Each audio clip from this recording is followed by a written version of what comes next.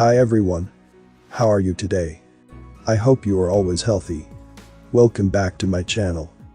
Today I'm going to review a sampling of the many reports of finds of very tall human remains on this continent and more.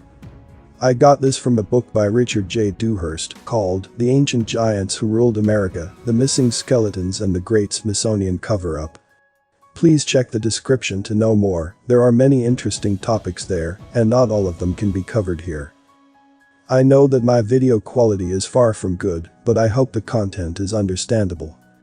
Some might say that I'm being repetitive by discussing this. But that's the whole point. This is proof that a small occult elite of the history to fit their narrative. Anyway, I also have a Telegram channel.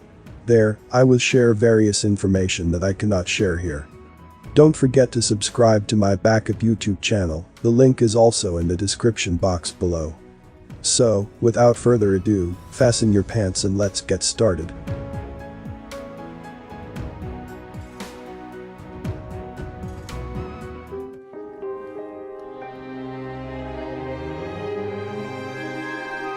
The following newspaper account from an 1870 edition of the Ohio Democrat postulates that the giant, whose skeleton was found with a 9-foot-long sword, must have stood 18 feet tall in his stockings. It then alleges that the skeleton was shipped to New York. Since this account is highly speculative to say the least, let's just say this was one big skeleton and leave it at that.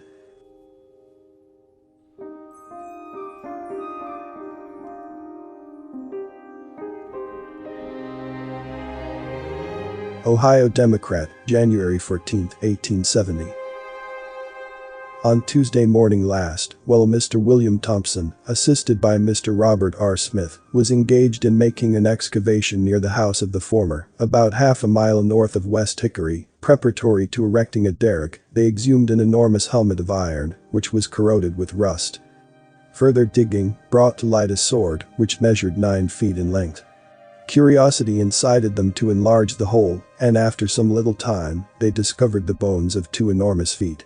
Following up the lead they had so unexpectedly struck, in a few hours' time, they had unearthed the well-preserved remains of an enormous giant, belonging to a species of the human family, which probably inhabited this and other parts of the world, at the time of which the Bible speaks when it says, "And there were giants in those days." The helmet is said to be of the shape of those among the ruins of Nineveh. The bones of the skeleton are remarkable white. The teeth are all in their places, and all of extraordinary size. These relics have been taken to Tionesta, where they are visited by large numbers of people daily. When his giant ship was in the flesh, he must have stood 18 feet tall in his stockings. These remarkable relics will be shipped to New York early next week. The joints of the skeleton are now being glued together. These remains were found about 12 feet under the surface of a mound, which had been thrown up probably centuries ago, and which was not more than 3 feet above the level of the ground around it.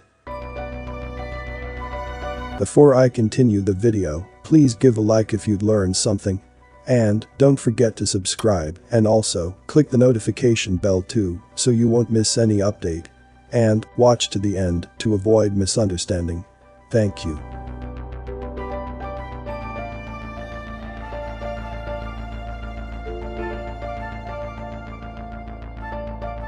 New York Times, May 5, 1885. Centerburg, Ohio. Licking County has been for years a favorite field for students of Indian history. Last week, a small mound near Homer was opened by some schoolboys. Today, further search was made, and several feet below the surface of the earth, in a large vault with stone floor and bark covering, were found 4 huge skeletons, 3 being over 7 feet in length, and the other, a full 8 feet. The skeletons lay with their feet to the east on a bed of charcoal in which were numerous burned bones. About the neck of the largest skeleton were a lot of stone beads. The grave contained about 30 stone vessels and implements, the most striking being a curiously wrought pipe. It is said to be the only engraved stone pipe ever found. A stone kettle, holding about a gallon in which was a residue of saline matter, bears evidence of much skill. Their bows, a number of arrows, stone hatchets, and a stone knife are among the implements that were found at the site.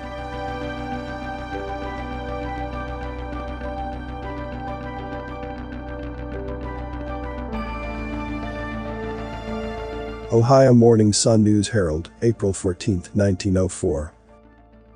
A giant skeleton of a man has been unearthed at the Wolverton Farm, a short distance from Tippecanoe City, Ohio. It measures 8 feet from the top of the head to the ankles, the feet being missing, says this newspaper reporter. The skull is large enough to fit as a helmet over the average man's head. This skeleton was one of 7, buried in a circle, the feet of all being towards the center. Rude implements were near.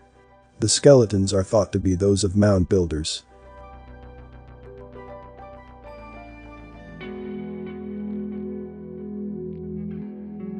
This is one of several accounts that I ran across in my research of a giant skeleton being buried with a panther. The ritual context of these animal burials has never been properly studied or understood. In this account, the contents of 11 mounds were said to have been shipped to the Smithsonian for study.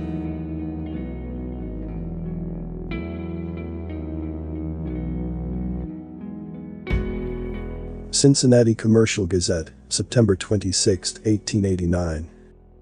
Soon after the 1st of March, relics were collected to be placed on loan to the Smithsonian Institution at Washington, D.C.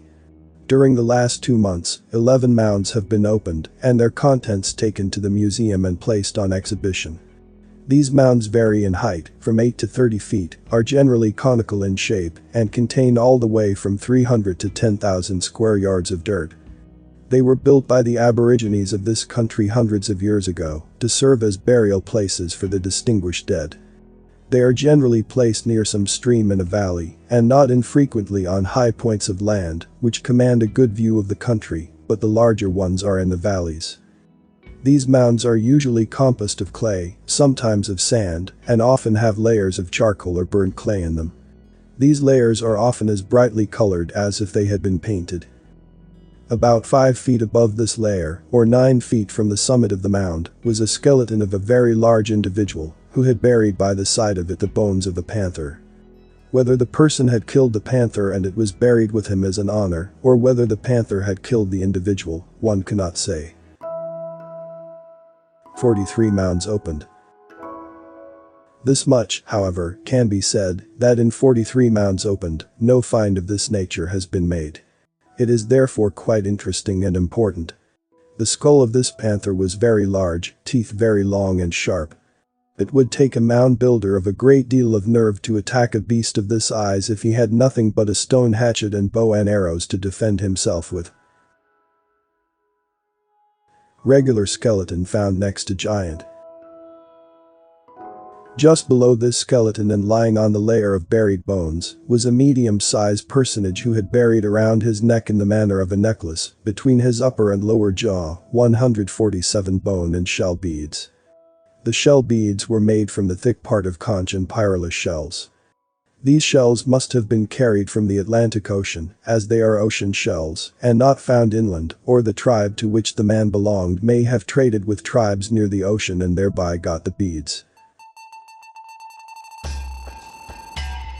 What do you think about this video? Please like and share this video if you like it, so that more people are aware of what is happening in this world. Before I end this video, let's say thank you to everyone who took the time and energy to research this. They have done a lot for us all.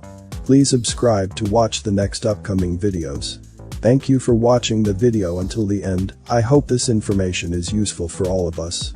See you in the next video.